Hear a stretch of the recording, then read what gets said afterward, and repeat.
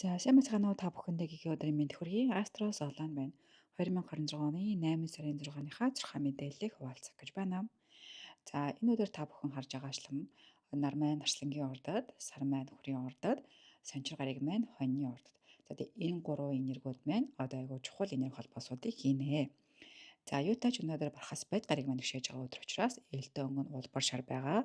Анхаарах ёстой жилтэнгүүд маань, морь жилтэнгүүд байна. Бид нар ямар одоо биеийнхээ хэсгийг анхаарах вэ гэхээр бидний багал зур хэсэг, бидний хоолой хэсэг. Тэгэхээр одоо хоолой хэсгийг битээ хэмтээгээрээ, битээ одоо гаднаас нь ингээ те чанга хүрээрээ, битээ хүзүүгээ зүсээрээ, хүүтэм бас хамаагүй битээ уугаарай. Өшөө дээрээс нь ястай мэдчихв хоолоогоороо дамжуулаад зайлагчв. Ямар ч юм цөмөрөө хоолоогоо маш сайн гамнах хэрэгтэй ийм өдөр байгаа.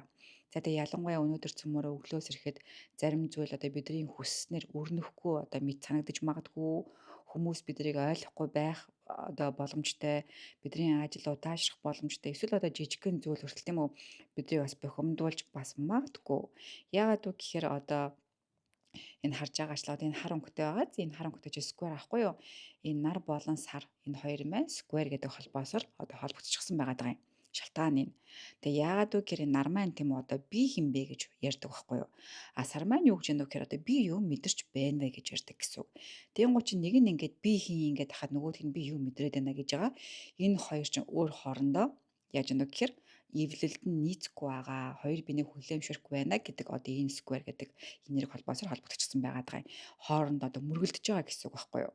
За яаж мөргөлдөх вэ гэхээр одоо бидний ингээд хүсэл тийм үү одоо нэгдэлт нь байлаа гэж бодъё. Одоо би ингэмээр ингээд хүсэл штэ. А гэтэл үхрийн орд ч болохоор ингээд би тав тухтай баймаар байна гэдэг байгаа байхгүй юу? А тийм учраас одоо энэ арслангийн ордод байгаа нар маань болохоор би ингээд одоо өсөн дэвжмээр байна гэдэг гоо чинь нөгөө үхрийн ордод юу гэхээр үгүй ээ би одоо ингээд хуучин хэв маягтай баймаар байна гэдэг хүн нөгөө нэг тав тухтай орчиндөө байх гэдэг штэ тэр хүсэл нь ингээд бас давмгаалах гээд байх байхгүй юу.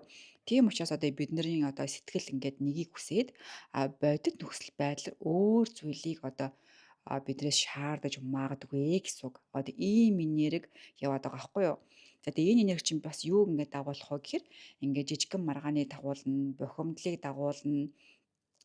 Тэгээд өшөө дээрээс нь бидний дотор ингээд шийдэгдээгөө байгаа асуудлууд ингээд хөдөлж гарч ирнэ. Өшөө дээрээс нь одоо юу гэх юм бэ? Одоо эрэгтэй эмэгтэй хүмүүс өөр хоорондоо зөрчилдөх бүрэн боломжтой байхгүй юу?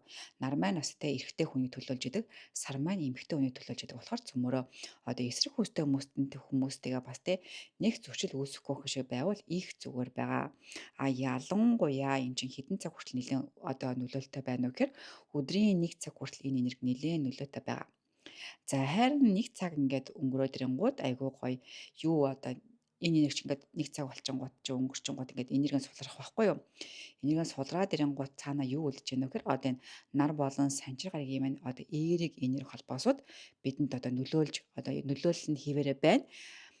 За уугаасаа энэ энерги бол байгаа юм. Энэ улаан энерги нь. Гэхдээ нөгөө хамгийн гол нь хэдийгээр эерэг энерги нь байсан ч гэсэн хажууд нь сөрөг энерги ороод ирэхээр одоо сөргөө цөмөр анхаарах хэрэгтэй учраас өглөөний цөмөр энийг анхааруул дээрэ гэдэг үүднээс сая зоолон зөвлөсөн байгаа шүү.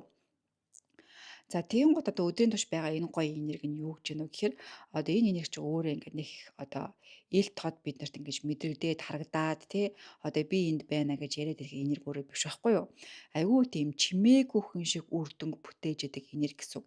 Ялангуяа ямар хүн энэ өдөртөө энэ одоо энерги холбоосоор ялах уу, яавал амжилттай амьдрах үгүй гэхээр өнөөдөр маш тайван байж чадсан хүн амжилттай амьдрна. Маш төвчээртэй байсан хүн өнөөдөр амжилттай амьдрнаа. Яагаад вэ гэхээр энэ санчиргааг маань бидрээс төвчээрийг шаардж гин, бидрээс бат бөх байдлыг шаардж гин, бидрээс одоо тий цагийн юм цагт нь хийхийг шаардж байгаа. Тэгэд энэ бүх шаардлагууд айгүй зөв эергээр гой бүтэх боломжтой гэдэг ийм сайхан энерги холбоостой байгаамаа. Хамгийн гол нь цөмөр энэ гой энергийг одоо өөртөө оршоож амжилттай амьдрахын тулд юу хэрэгтэй вэ гэхээр одоо энэ харж байгаачлан энэ нар ахгүй нар маань бидний ухамсар. Тэгэхээр шууд нэг үгээр хэлэх юм бол цөмөрөө ухамсартай байх юм бол өнөөдөр маш амжилттай амьдрнаа л гэсэн үг. За тэгээд одоо цөмөрөө бичлэгийнхаа төгсгөлд хамтдаа өнөөдрийнхөө өгөн заслаа хэлцгээе. За эхлэе манайхаа. Талархъя, талархъя, талархъя. Энэ өдөртөө талархъя. Орчлон хорвоодоо талархъя. Дэлхий ижидээ талархъя. Би өнөөдөр түр зуурын сэтгэл хөдлөлөөр бус харин тогтвортой ухамсараараа сонголтоо хийж чадна. Миний өмнө ирж буй бүх сорил намайг илүү хүчтэй болгодогт талархъя.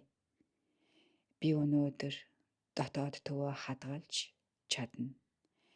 Би өнөөдөр амьдралдаа тогтвортой суурийг бүтээж чадна. Өсөлт, дэвшил бүхэн үргэлж тав тухтай байдаггүй. Тийм ээ. Гэхдээ үргэлж үнцэнтэй байдаг. Өнөөдөр би тайван байна. Өнөөдөр би өөрийн гэрлээ Улаанбаат бүх асааж байна. Талархъя. За ингээд энэхүү үгэн заслаа тайлбарлах шаардлагагүй ойлгомжтой байсан баг гэж найдаж байна. За тэгээд ийм байла да өнөөдрийн маань зөвлөгөө маань зурхай маань. За бүгдээрэнд нь баярлалаа. Тэгээд айгуу гоё комент бичээд гоё зүрх бичиж байгаа үлдээж байгаа тий гоё эможинэр үлдээж байгаа та бүхэндээ бүгдээр нь баярлалаа. Гоё сайхан урмын үг сайрлаж байгаа бүгдээр нь зөндөө их баярлалаа манайхаа. За ингээд бүгдээр нь амар амгалан хүсье, эрүүл энхийг хүсье. Астро Золан байлаа. Баярлалаа. Баяртай.